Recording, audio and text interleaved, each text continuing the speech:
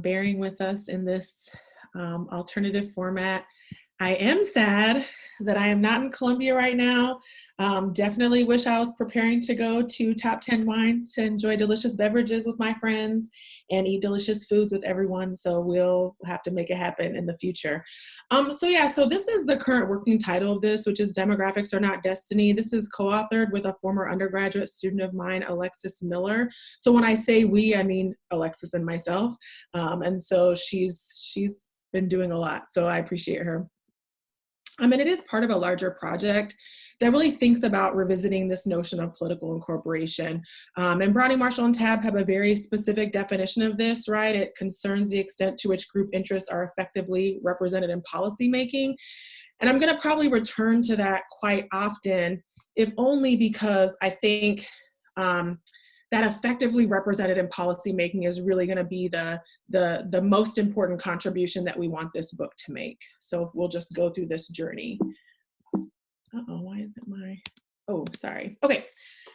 So the goal then is to produce a book that provides communities with useful strategies so that they can gain that effective representation in policymaking. And so the book really starts with a big view, which is what I'm really going to talk about today. It uses data from 100 cities. But then we go really in depth with data from one city in Durham, North Carolina, and I'll talk about why that is in a minute.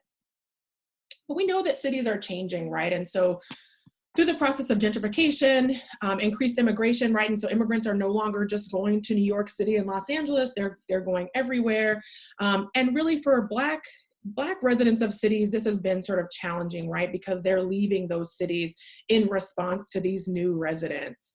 And this has produced challenges, right? So long-term residents, they can't afford to live in those cities anymore, right? And so for some of those community members, they're the ones that held the city down, right? And so it's challenging that they can no longer live in their neighborhoods and in their homes.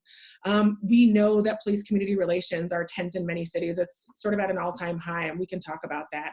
But then it becomes a challenge because how do these councils, how do city governments respond to the preferences and desires of these new residents versus the residents that have lived there for a long time?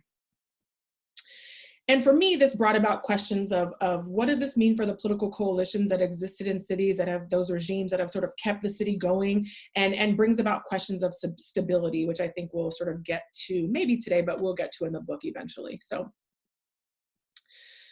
again, just trying to think about some of the bigger questions. I won't read these, you can see them, but again, it's really about how do groups translate preferences to policy, and again, how can we ensure that groups gain that effective representation in policy making is really where we think that this book is going.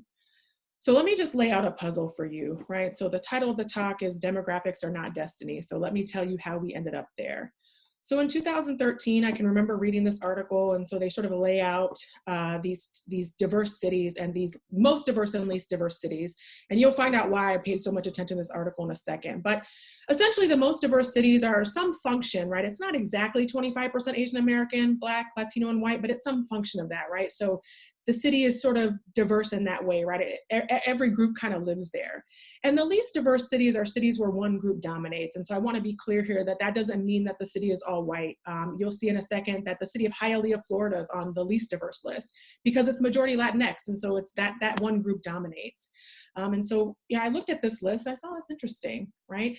Because to my mind, when we think about things like descriptive representation, right, this notion that a representative looks like you, and we compare that to substantive representation where the policies that are being generated by this elected body are good for you in your best interest, right? We sort of have this plan that we think increased diversity in a location, those groups will use elections to gain descriptive representation, which should generate substantive representation, right? So we elect these people that look like us, and we expect them to do things that are good for us, right? I think we can all agree that sort of is that two-pronged, those two things go together. And so given these demographic changes, my expectation in reading this article again from just Business Insider, so those places that are most diverse should have the most diverse councils, and those places that are not so diverse, we shouldn't expect diversity in their councils. So we set out to ask this question. Now, I told you this list was of interest to me for a couple of reasons. So Suisun City, the third most diverse city, that's a city I grew up in. And I graduated high school from Fairfield, California, and I lived in Vallejo at some point, right? So these cities were home to me, right? But these cities are also representative of Browning, Marshall, and Tabb's original study. So Vallejo's in that study, Oakland's in that study, Sacramento's in that study. Richmond's in that study, right? So the list automatically caught my eye because I was working on my first book at the time. And the least diverse cities were places that I had never heard of, I'll be honest with you, some of them, right? So obviously Los Angeles, parts of it are very Latinx, Laredo, Hialeah, right? But these sort of places. And so we said, okay, that's good. And I'm about to show a slide that if you're a grad student, never include this slide in anything that you do, but it's just here for right now. But we also know that there's just the top 100 cities in the US, right? And so they range in diversity, they range in size. And so we included them in our data set. So I apologize for this list. Again, it's terrible, but I didn't want to make 8 slides. So we just put them here. So you can find your favorite top 100 city on the list. But it does run from New York to Birmingham, and New York's population is obviously 8 million, and Birmingham's population is about 212,000. So that's the range that we're working with. So we essentially created the data set. We put those top 20 diverse cities, least diverse cities, and the 100 largest cities into a data set. We went to the census and added the population. What percent Asian is the city? What percent Black? What percent Latinx? What percent white? Like who's living in that city? And then in 2017, with the help of some very entrepreneurial and hardworking students, we went to every city's website and we added the race of the mayor and all the council members, right? And the size of the council into the data set. And there we can calculate the representation of each racial ethnic group on the council. So for example, the percent Latino on the council is measured by the number of Latinos divided by the total number of council seats, right? And from there, we can generate some type of measure of representation, which I admit that for the Latinx community, this is such a tough measure. So we can definitely talk about this in Q&A because obviously there are extreme citizenship concerns. And so it's right to be a little bit critical, but we can generate this Latino representation measure by essentially taking the percent Latino on the council and subtracting the percent Latino in the population. And what this does is create some measure, again, it might not be perfect, of representation, right? And when that number is negative, that means that the group is underrepresented, right? So the percent on the council is much lower than the percent in the population. And when the number is positive, it means that there's more, it's overrepresented, right? So we have more, maybe 50% Latinos on the council and the population is only 25%, that would be overrepresentation. But we think that there's maybe a little area where it's called parity, right? And so for this presentation, we played around with it, but we ended up saying that because the mean representation is actually negative for all groups at about -3 something, we have it at plus 3% and -3%, and that created data for 125 cities. Part of that is some of the data we're missing. We couldn't find their councils. Some of those places are small, but also because like New York is on both lists, right? So some cities just dropped out. But here's what we found.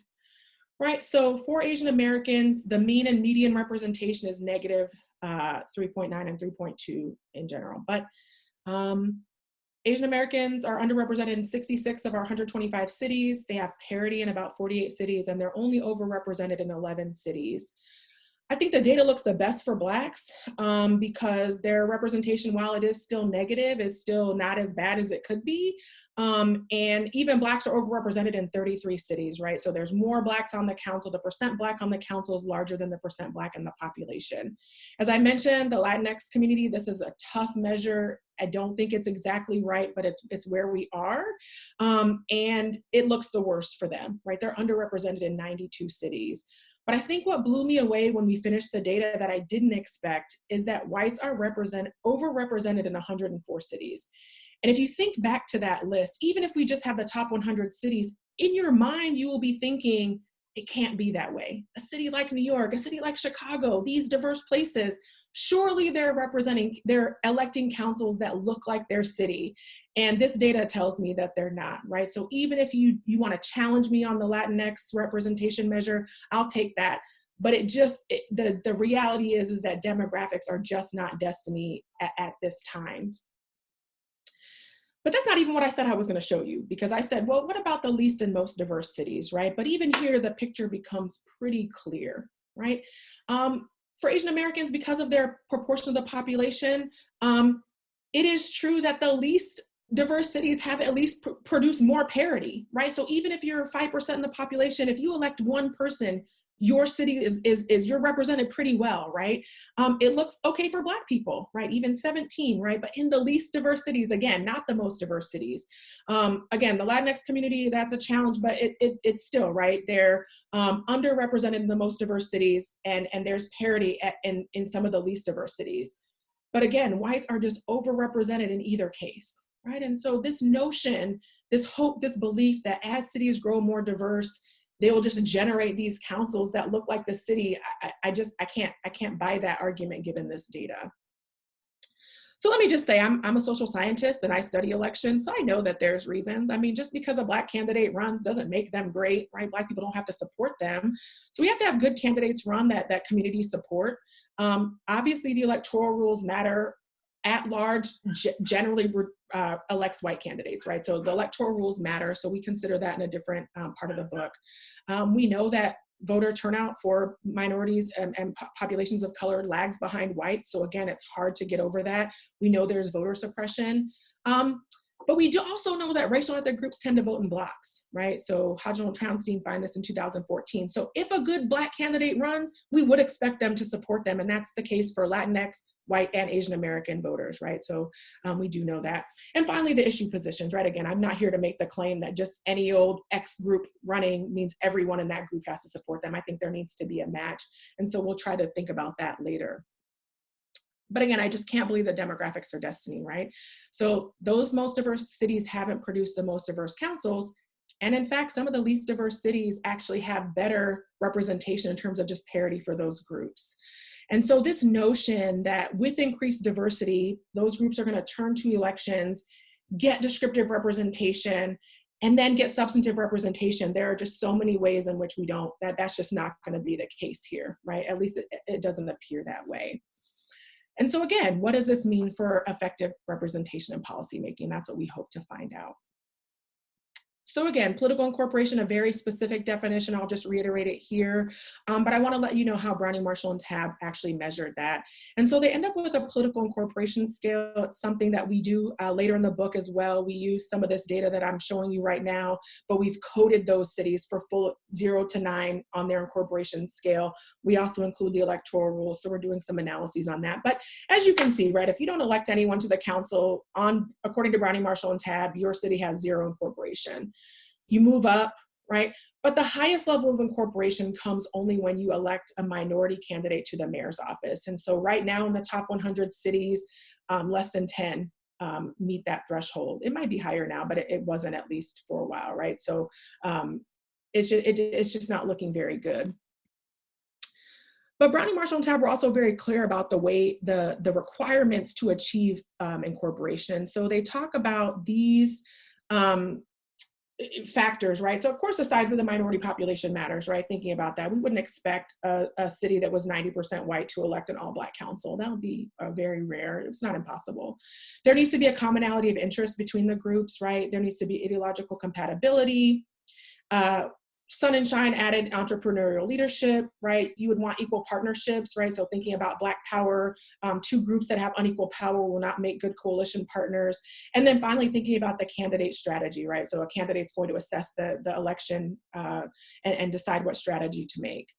And then again, any circumstances of any given election, which sometimes strange things happen. But they did lay out routes to incorporation, right? So Browning, Marshall, and Tabb and Sun and Shine are sort of seen together in this one group. And for them, the best way to achieve incorporation is through the biracial electoral alliance. You elect a minority candidate with strong support from liberal and progressive whites. And that's going to be the best route, according to them. Co-optation is the second best choice because even if you elect a white candidate that's amenable to communities of color, you're still going to get that policy representation, right? So here, I'll rally behind a white candidate, but that's not the best route for full incorporation. And in fact, you wouldn't be coded that way, but you can still get some of the policies that you want. Next would be protest and exclusion, and this is where groups can work alone. Right, and so in the original text, Browning, Marshall, and Tabb wrote Oakland was an example of that, right? That Blacks didn't need to form a coalition and they chose to agitate on the outside to get what they want. And then finally, we might think about weak mobilization. This is where there's essentially no demand. HERO comes along in 1992 and offers a couple different versions of coalitions. One is the conservative coalition, which pairs business interests with a minority candidate in the promise of jobs, right? So that candidate can be elected through that route. Independent power politics looks closer to Oakland, where minority communities go it alone and they don't need white coalition partners. But finally, the liberal coalition, which even for HERO is much more successful, is a coalition built behind a candidate of color with progressive, white, union, liberal support, right? So that's the other route. So in the original book, the implications, at first it looks good, right? So they study these 10 cities, like I mentioned, it's all Northern California where I grew up. And what they find is, oh my gosh, in the cities with high incorporation, things look good. They created police review boards. That's gonna fix our police community problem. We're going to employ more minority contractors. That's going to be great for minority business. We're going to appoint minorities to city commissions, and that's going to make the city better. That those commissions are going to make reports to the council. This is going to be great. And it is true that initially we thought, you know what, people of color are going to fare better in these fully incorporated cities. But 13 years later, they revisit and they're not as confident about that assertion, right? So there was some increased minority city employment, some more appointments, but the police conduct didn't go away. And again, if you know, this is a challenge we're facing today. So this is probably the one area where people really wish that we could fix.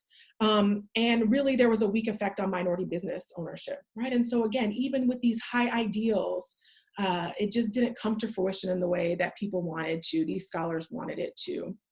And so in the end, they have to conclude that just electing these candidates alone does not lead to the substantive policy changes that they had hoped for. Now, descriptive representation, it's easy to measure for sure, right? We can sort of just look at elections and the data are available, and we can study campaigns and maybe even interview someone. Oh, what did you do? Why did you run? Who voted for you, right? We might think about exit polling data, but it is much harder to measure substantive representation at the local level. It just hasn't been studied. But even how do we measure the policy outputs, right? So cities are very sort of constrained in what they can do. So I don't know, does putting a sidewalk on A Street help communities of color? I don't know, right? So it's been very hard to measure the outputs. But it's been especially interesting because thinking back to Browning, Marshall, and Tabb, right, that protest and exclusion, and even a book that was written by Bill Keach in like the 50s or something, right, that there's these alternative ways to get the policy that you want. And so that sort of becomes the shift of the book, right? So these original outcomes, you know, the elections alone just weren't that way. And so we sort of think about that for the book. Right, so again, we don't know if it's a safe assumption, right? Because one is people can be appointed and that still happens, and I'll talk a little bit about that in a second. But really, we think that there might be something more to this agenda setting, right? That diversity actually creates an opportunity for coalitions, that leads to substantive representation, but we recognize that the coalitions can also be non-electoral, and we see that a lot, and we'll talk about that, right? So this secondary way that groups can get what they want. But like I said, we have this sort of, that's the bigger data, right? And I'll have an explanation about what the back end looks like with those cities, but we do have a lot of data from Durham. It is similar to many cities in the country, right? So it's much closer to most cities than anybody study New York City. New York is only New York, and there's only one. The demographics have changed extremely rapidly, right? So it's currently at 14% Latinx. That's like a 400% increase over the last 10 years. Or 20 years rather. And in fact, it's, you know, gentrification is real, right? So it's happening there. These new residents of the city are extremely well resourced. And it's also a place where affordable housing and community police relations remain a top issue. It's been fully incorporated for Blacks for a long time. So the first Black mayor was elected in 1983, but from 2001 until 2017, the city had a Black mayor. And so it sort of already has demonstrated its ability to incorporate for Blacks. And in 2015, with the election of a council member, descriptive representation returns for Blacks. I just saw a typo, Blacks in the city, sorry. And descriptive representation was actually achieved for the Latinx community in 2018 with an appointment, right? So I said earlier that can happen. So someone was elected to a higher office, and so that council appointed a Latinx community member. And with that appointment, it brought perfect descriptive representation where Latinx were 14% of the population and 14% of the council. And so you can kind of see that here. Again, you know, I definitely want to talk to people. I mean, the Latinx community is really hard because of citizenship issues, which are really reflected in this voter registration, right? So even though they've increased their percent voter registration, the reality is that many of them are not eligible to register. So again, there are some challenges to my earlier measure of representation. But Durham is, again, it's like many cities, right? So they operate under a council manager structure, which means the city manager runs the day-to-day, but the mayor is the figurehead. And it's a 6-member city council and the mayor, so there's 7 people total. The mayor serves 2-year terms, so that election happens every 2 years, and the council serves 4-year terms. Half of the council is elected at large. That means that anyone from the city, we pick the top 3 vote getters and they're elected. And then half are at ward, which is just a geographic representation. So council members need to live in those wards, but the whole city votes on them. The data that we have from 2015, the 3 at-large seats were open, and in 2017, the 3 ward seats were open. And much like most cities, these are nonpartisan elections. So in 2015, we ran an exit poll. Here's just a quick overview of the sample. These are exactly the voters that you think vote on Tuesdays in November in a non-presidential election. They're extremely educated, they're wealthy, they're extremely liberal and Democrat. That's consistent with the data. In 2017, we collected more actual exit polls, but the sample still looks pretty similar. It's not as great in terms of Black voters, and we can talk about what that meant for the city. But again, these are in a place like Durham, most people have college degrees, so this is in line with who's voting on a Tuesday in November of 2017. So on the exit poll, you know, we asked them who they vote for. I should say in 2015, again, the mayor was not, that race was not competitive. Bill Bell served his last term and he was reelected with 80% of the vote. So we don't actually do any analysis on him. It wasn't a competitive election. But for 2015, we asked, what are the top 3 people that you voted for? Which 3 candidates did you vote for? And then in the 2017 election, because it's by ward, we have the candidates listed out by ward, plus some other demographic questions. So in 2015, the 6 candidates in the general election, 3 were white, 3 were Black. Steve Schul was an incumbent. He was reelected, a white candidate. Jillian Johnson, a Black candidate, elected. That's what brought the council back to being descriptively representative for Blacks in the city. And Charlie Reese won a seat on the council. He's also white. A white candidate and 2 Black candidates were not elected. And so it was 50-50 in terms of the candidates, and 2 white candidates won and a Black candidate won. In 2017, the mayoral race was extremely competitive. Steve Schul, again, he was just in the last election, he was reelected, and that's what opened up the seat for the appointment. And he faced a Black candidate for mayor, Farad, and he didn't win. The funniest part about the 2017 election, 2 things. One is every candidate in the wards was Black. So no matter what, the council was going to be majority Black by the time they were done. In Ward 1, Deidreana unseated an incumbent, and so she won. So again, we're electing Black candidates anyways. In Ward 2, Mark Anthony Middleton won. That seat was open. Ward 3 is interesting because those 2 women actually ousted an incumbent before it even got to the general election, right? So 2 candidates took out incumbents essentially. And again, for Ward 3, the incumbent didn't even make it to the general election. So it was a competitive election, but no matter what happened on that day, the council was going to be majority Black. So we run some analyses. It's just basic logistic regression. We model, we estimate a model for every candidate. We include issues. We ask the voters which 3 issues are most important to you today in deciding how you voted. Durham is a very unique place with local elections. Candidates complete questionnaires.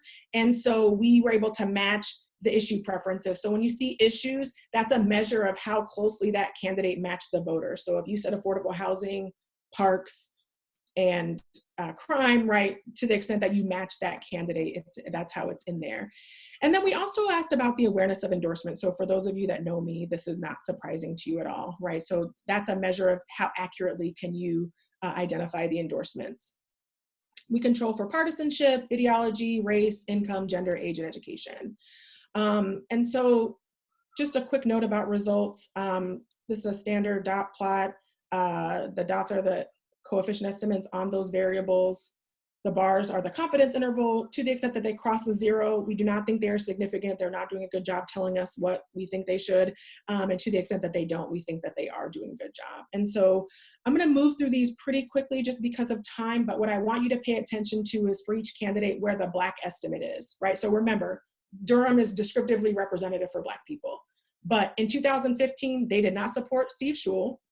They didn't even support Jillian Johnson, another Black candidate, right? And they didn't support Charlie Reese.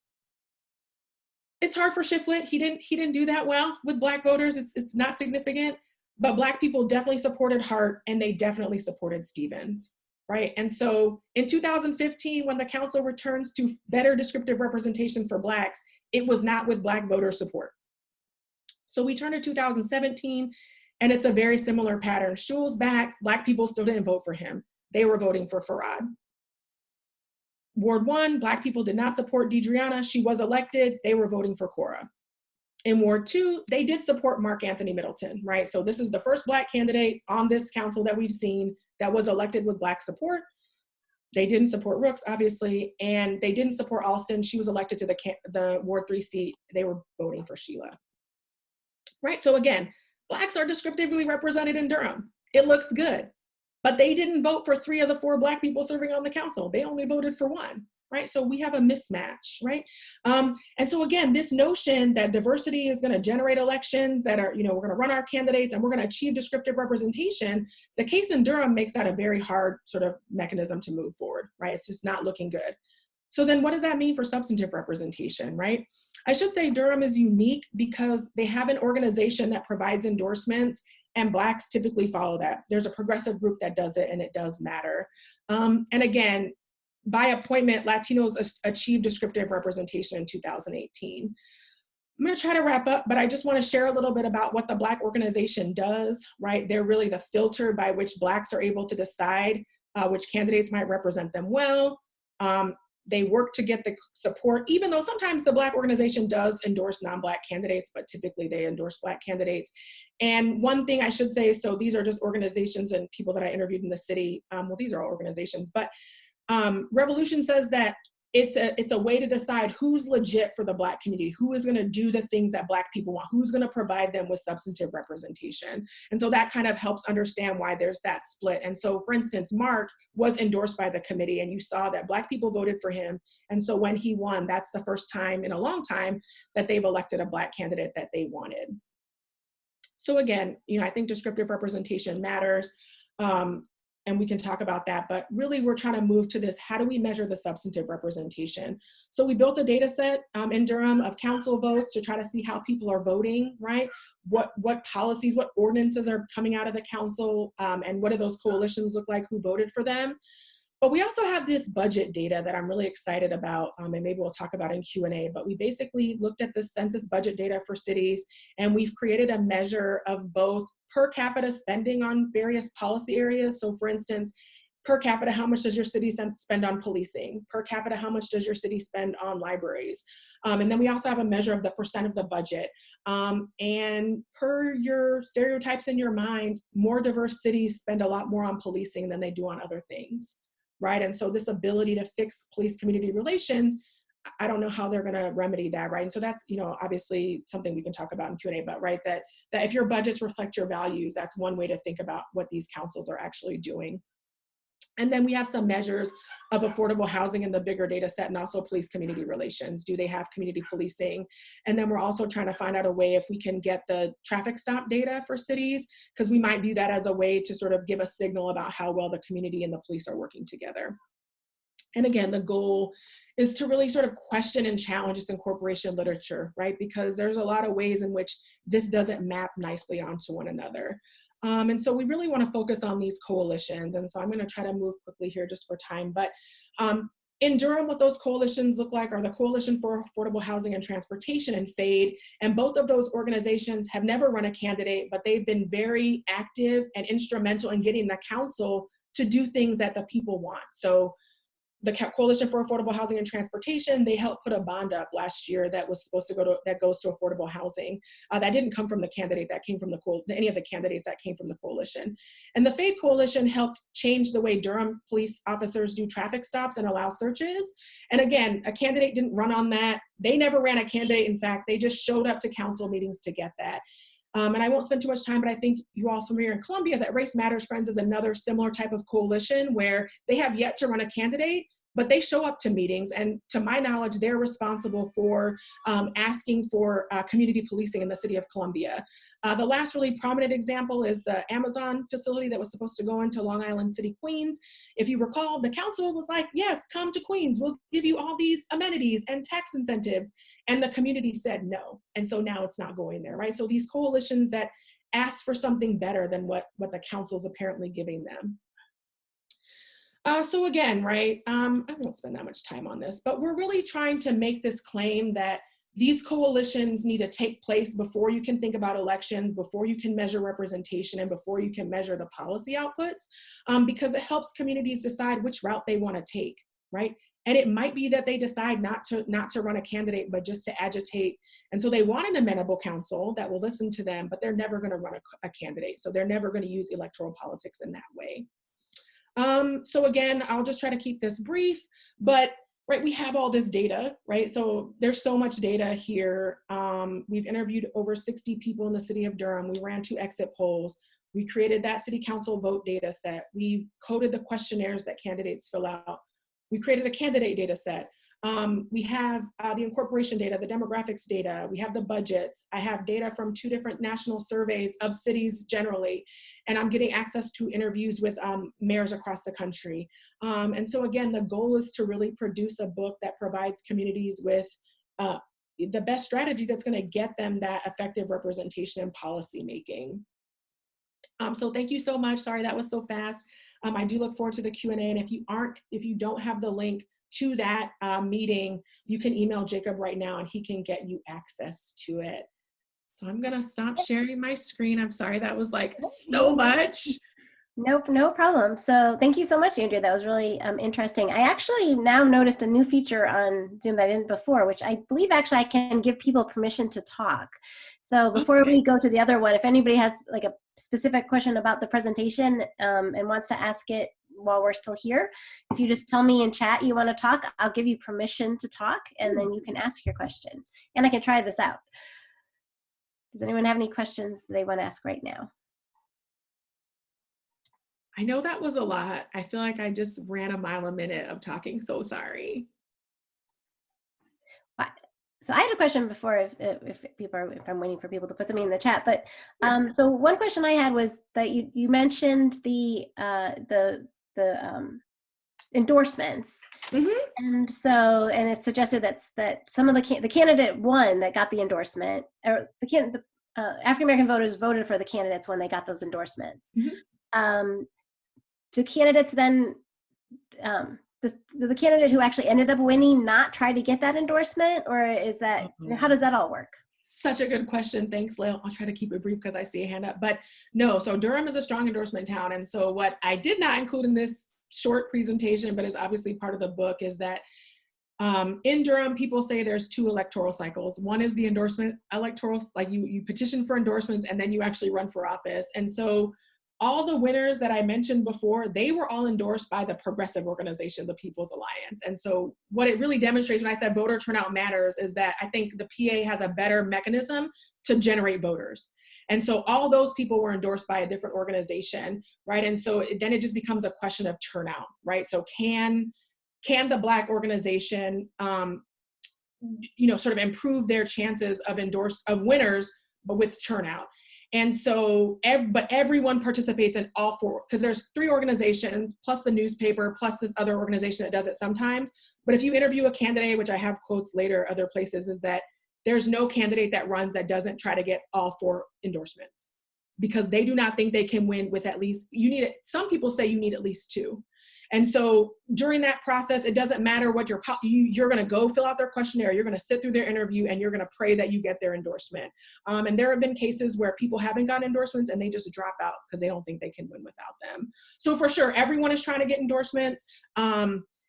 but sometimes it falls along strange lines. Like there have been some strange coalition buddies that have gotten together, and it's always interesting to see kind of how the organizations land. So like Charlie just ran in 2019, and he got all the endorsements, and he was the only candidate to do that this time. And he's a white candidate, right? So even the committee was like, he's our best chance. And they only endorsed 2 candidates in 2019 instead of the full 3. They felt like they were trying to be a little bit more strategic. So. Okay, thank you. So I'll see if this worked. I did unmute Jordan. Okay. So, Hey, Jordan.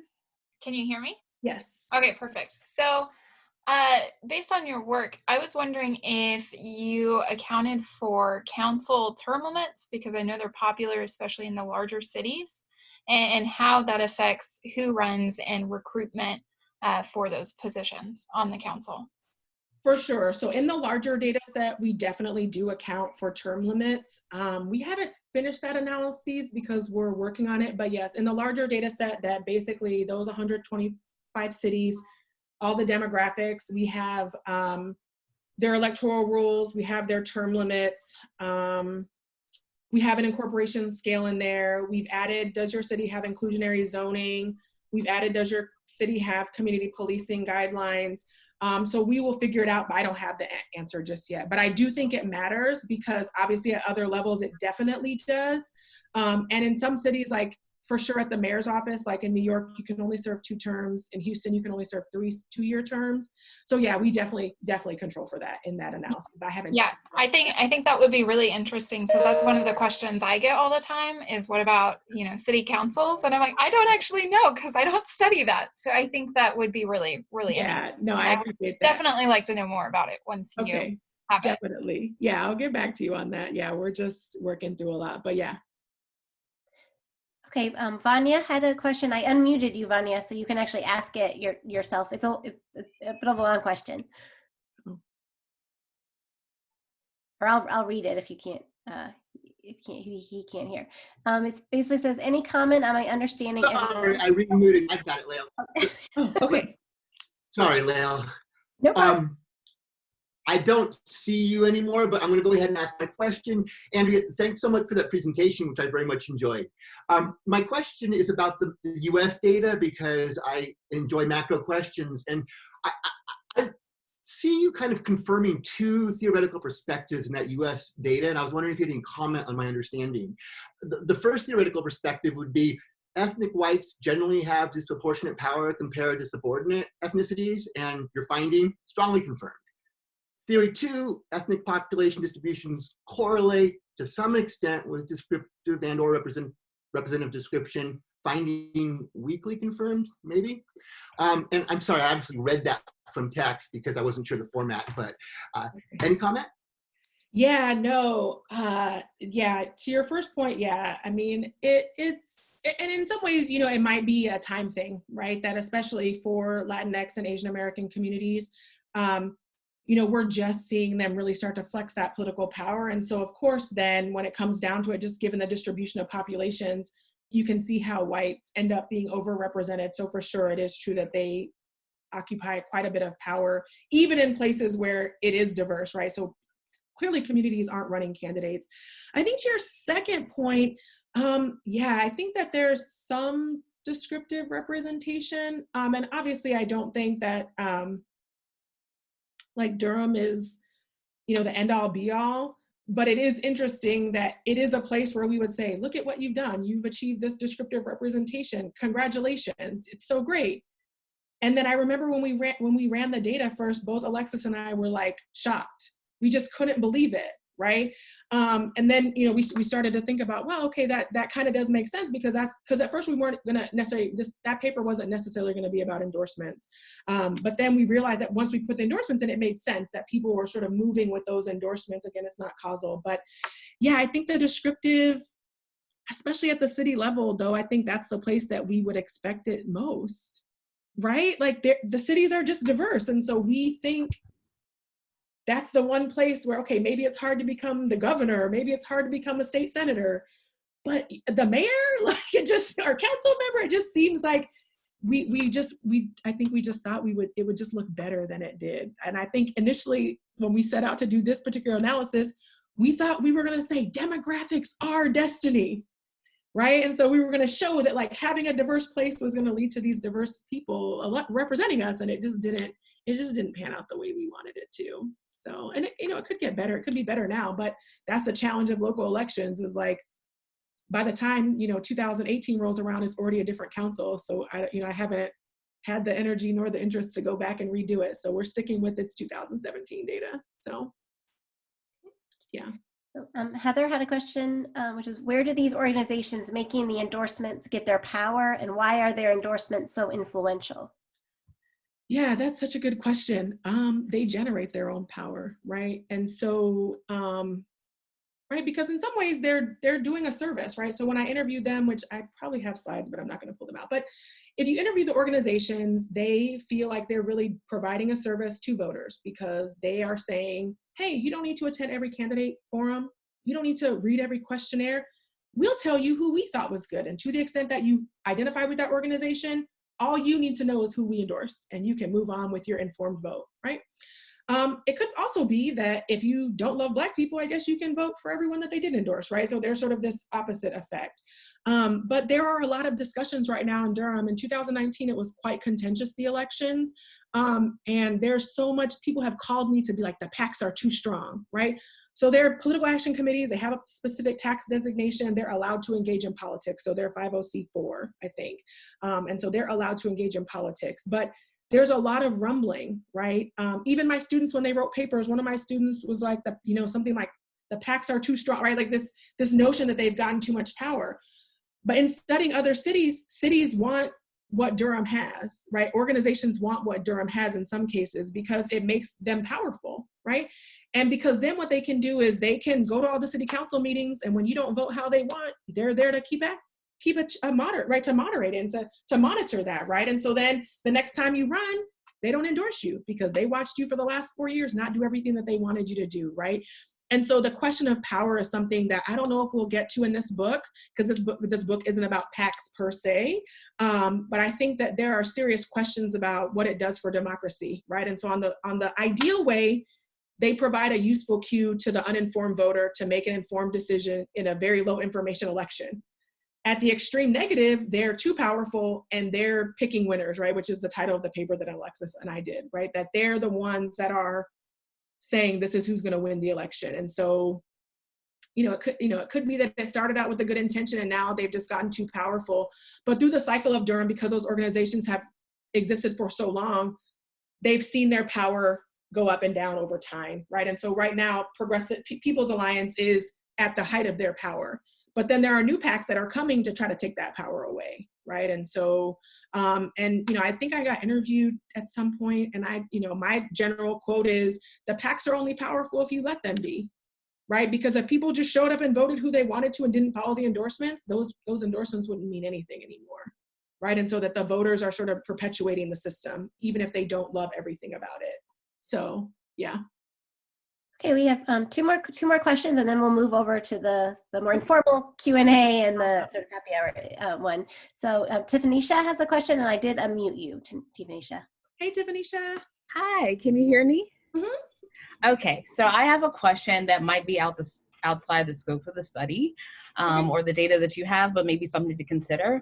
And that is, and you probably have heard this, some sort of Obama effect. And what I mean by this, when we're thinking about endorsements, is there are scholars who would make an argument that 2008, Obama is elected and Black voters were like super excited about having a Black president, Black representation in the highest office. And then as his presidency went on, there was sort of this disaffection, or there's this divide within the Black population about his level of effectiveness.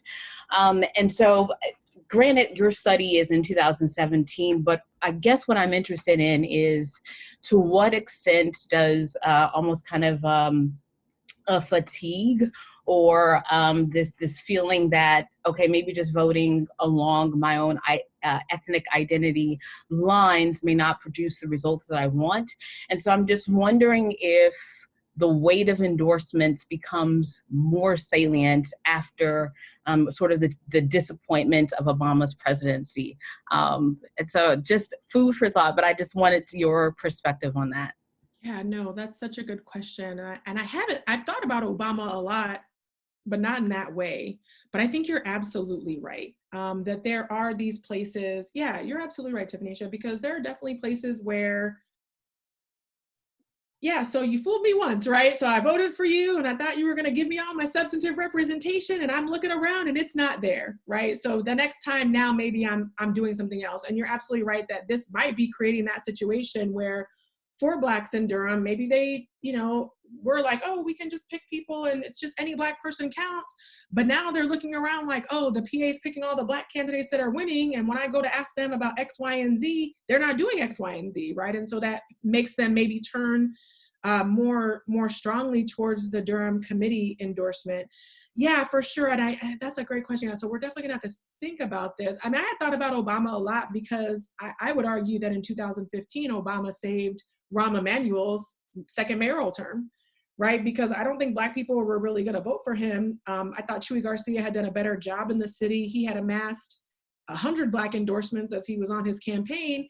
And Obama comes in and drops one endorsement and Black people voted for him, for Rahm, right? And so it's like, how can you sort of argue against that endorsement? But yeah, that's a great question. I'm going to think about if we have anything that can tap into this fatigue that you're talking about, sort of like, yeah, great, we elected you, you didn't do anything, so never again, right? Never again am I just going to pick my skin folk on the ballot, right? So I think that's a really good question. I'll definitely bring it up to Alexis and see if we can get a handle on, or we can talk in the Q&A informal thing about some ways we might get a handle on that. Because I think you might be right that people are just tired. I'm tired. Thank you so much. I hear you. Thank you. Yeah, no. So I have a question from John Smith. It says, once a new group of people moves into a city, or there's a major increase in the proportion of a particular group living in a city, how long does it take for that group to gain the local knowledge and political knowledge necessary to be able to field a strong candidate? Does your work assume that it happens instantly, or should we expect a lag time between demographic changes and electoral results? Yeah, I think that's a great question. I mean, from my data set, I mean, my gut answer is I think it takes time. And I think that's really what the Durham case shows in terms of Latinx voters. And it should be, right? So Durham elected their first Black city council member in 1953, and it took them 30 years to then elect a Black mayor, right? So it was a lag, right? Even though their population had been high. But for the Latinx community, right, it's really just grown, but it took them until 2019. So Javier was elected in 2018, and she ran for the first time in 2019. So the first elected Latinx community member comes in 2019, even though the population had been growing rapidly for almost 20 years, right? So there is a lag. I think though that what's interesting is that when we look at the older models, right? So if you think about a Dahl sort of New Haven, like who governs ethnic politics story, it's not clear that it took 20 years, right? Maybe it did. I mean, when I think about that book, obviously it was super qualitative, but it was almost as if as soon as the community came, then you saw your co-ethnic. So you saw, let's say if you're new to the city and you're Polish, you see your Polish co-ethnic name and you vote for that person, right? In that context. And I don't know what the lag was there, but I think you're right. I think it's a fair case again. So I think there are definitely challenges to our measure of sort of descriptive representation, but I think it's the best shot that we have. And so again, if someone were to replicate this even today, I think it would look better because, some cities did elect, minority mayors in the last couple of years, right? So some places already look better today than they did 2 years ago, 3 years ago. So for sure, I'm guessing that there's some sort of lag. And for the reasons you suggested, right, you have to learn the community, you have to sort of see what's working out, get it acclimated, and then you say, oh, I want to run for office, I want to represent my community better. So for sure. Great, thanks. So I know that there's one other question, but I think we should move to the venue in which you can see us. Okay. So we'll end this session. If anybody needs, can you flash your screen up just at the end for Jacob's email? If you did not get that email invite, you just need to email Jacob and he can email that to you. So I'm going to leave this one and close this meeting, and then we'll go to the Q&A/happy hour-ish, more informal talk. So thank you so much, Andrea. I really enjoyed your talk, and I look forward to seeing you in the next room. Okay, see you in a second. Bye, everyone.